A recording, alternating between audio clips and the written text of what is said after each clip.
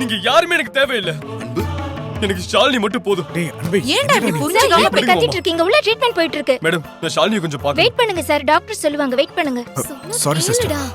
டேய் டேய் அன்பு, டேய் விட்றா, நான் சொல்றது கேளு. கையெடுங்க. அவ என்ன அப்படி தப்பு பண்ணிட்டா? என்ன காதலிச்சா? அது அவ்வளவு பெரிய தப்பா? நீங்க என் காதலுக்கு தடையா இருந்தீங்க. கல்யாணம் பண்ணி வைக்கிறத ஏமாத்துனீங்க. அதனால தான் நாங்க ஓடி போய் கல்யாணம் பண்ணோம். அன்னைக்கு என் கூட சேர்ந்து வாழ முடியாம போயிடுமோன்னு தற்கொலை பண்ணிக்க போனா. இன்னைக்கு என்ன கல்யாணம் பண்ணிக்கிட்டு இந்த வீட்டுல அவளால நிம்மதியா வாழ முடியாம தற்கொலை பண்ணிக்க போயிட்டா. எல்லாத்துக்குமே நீங்க மட்டும்தான் காரணம்.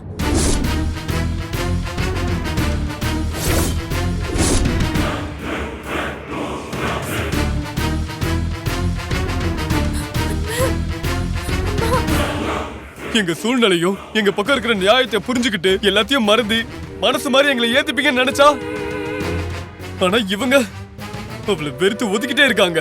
எப்ப பாரு திட்டிக்கிட்டே இருக்காங்க. அவளு எவ்வளவுதான் தாங்குவா? அந்த மனசு கஷ்டத்துலதான் அவ விஷம் குடிக்கவே போயிருக்கா.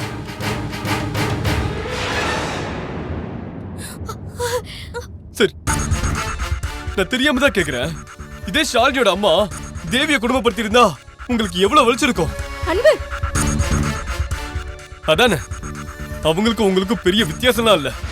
சொல்லப்போனா அவங்களே பரவாயில்லன்னு தோணுது.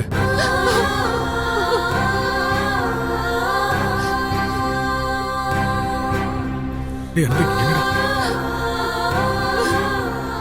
அவங்கள விட கொடூரத்தனமும் கொலவெறியும் உங்ககிட்ட தான் அதிகமா இருக்குன்னு எனக்கு இப்பதான் தெரியுது. அன்பு, ரொம்ப ஓவரா பேசிட்டு இருக்க. இது சரியில்லை, பாத்துக்கோ. என்ன ஓவரா பேசிட்டாங்க? என்ன ஓவரா பேசிட்டாங்க? இவங்க ஷாலினியை பேசுனதை விட நான் ஓவரா பேசிட்டேன். நான் சொன்னதுல என்ன தப்பு இருக்கு? திரும்ப திரும்ப சொல்லுவேன், இவங்க கொடுமைக்காரிதான், கொடுமைக்காரிதான், கொடுமைக்காரிதான். கொடுமைக்காரி மட்டும் இல்ல, கொலைகாரியும் கூட. ஏய்,